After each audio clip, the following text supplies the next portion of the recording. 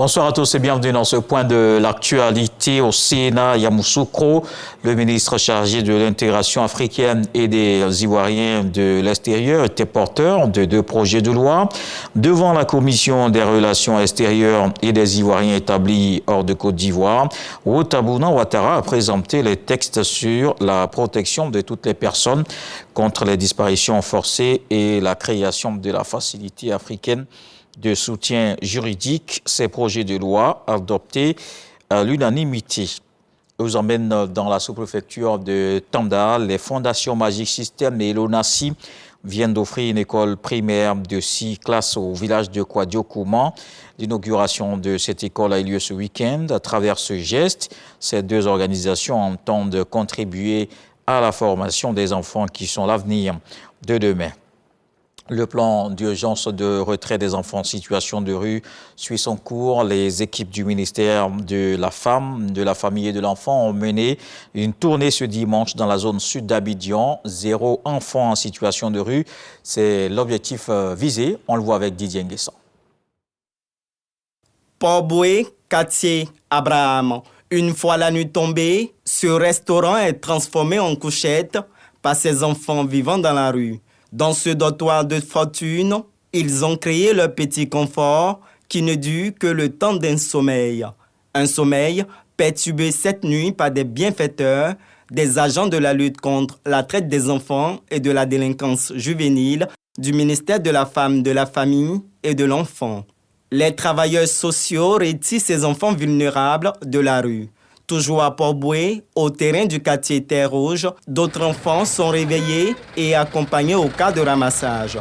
Dans le sous-quartier Caritas, en bordure de mer, ces enfants ont trouvé refuge dans ce bungalow, consolant ainsi leur amertume du présent, tout en caressant l'intime espoir de découvrir un autre horizon, tout comme dans la brise marine du poète.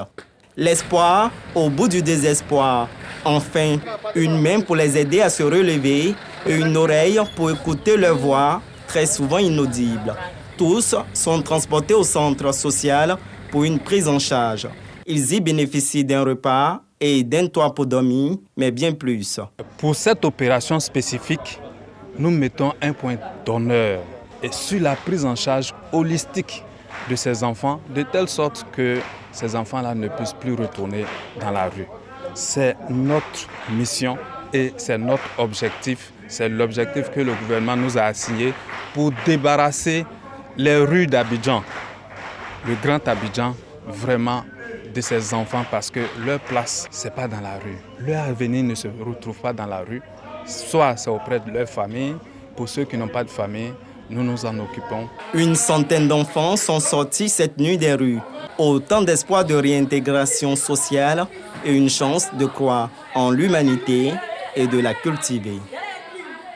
Dans le reste de l'actualité, la bataille de Kidal se poursuit ce dimanche. Des tirs à l'arme lourde ont été entendus à une vingtaine de kilomètres de la ville. L'armée malienne a engagé une bataille contre les rebelles de la coalition dénommée CSP pour le contrôle de Kidal. Elle est soutenue par le groupe Wagner. En attendant, les populations civiles continuent de quitter Kidal, où les lignes téléphoniques sont interrompues. Le CSP occupe la ville depuis 2012. Kidal a quitté la MINUSMA le 31 octobre dernier. À Madagascar, c'est la dernière ligne droite pour les candidats à la présidentielle. Une nouvelle manifestation de l'opposition malgache dans la capitale, Antananarivo, a été dispersée. Hier samedi, les forces de l'ordre ont tiré des gaz lacrymogènes et interpellé 11 personnes. Des manifestants, des jeunes pour la plupart, ont convergé vers le centre à l'appel du collectif des 11 candidats de l'opposition pour protester contre le processus électoral jugé biaisé. Le chef de la diplomatie européenne, Joseph Borrell, a exprimé samedi ses fortes inquiétudes face au climat politique qui prévaut depuis plusieurs semaines à Madagascar. En France, pour terminer, une grande marche contre l'antisémitisme a eu lieu ce dimanche à Paris.